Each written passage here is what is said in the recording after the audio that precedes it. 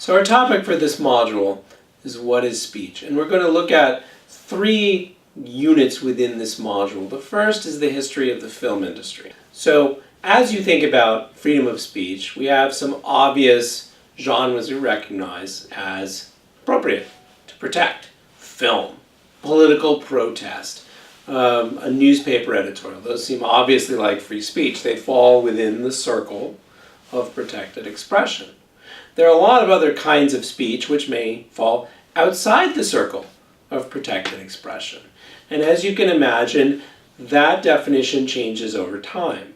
So a good example of this would be flag burning. Is flag burning conveying a message? Should it be protected speech? Or should it be desecration or arson? Right? Is spray painting my name on the side of a public bus, is that protected speech, or is that property destruction? Is posting on a social media platform protected speech, or is that a private transaction between myself and Facebook? So the definition of what is speech changes over time and is largely based upon our own sense of cultural and political and social understandings. And so the way we're going to explore that is first by looking at a couple of cases from the film industry, starting with Mutual Film and going to Burston v. Wilson. And what you will discover is that in its infancy, film was not understood as a legitimate medium of expression or as a vehicle for speech. It was understood as a mere entertainment, no different than a carnival sideshow, and not a medium in which meaningful speech or contribution to culture could happen. And so it was not given First Amendment protections until Burston v. Wilson in the 1940s. And so the story of the film industry has a lot to tell us about changing attitudes around this question of what is speech.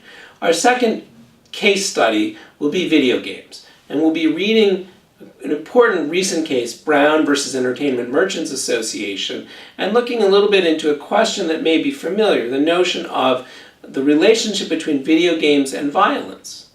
So just as the film industry was not thought to be a legitimate medium for speech, so too have interactive video games only recently been extended First Amendment protections.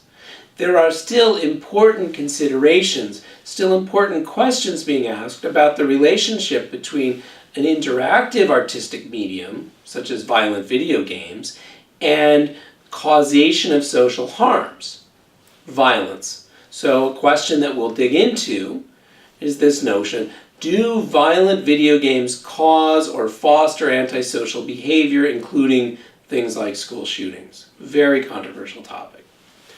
Our third case study will be obscenity and pornography.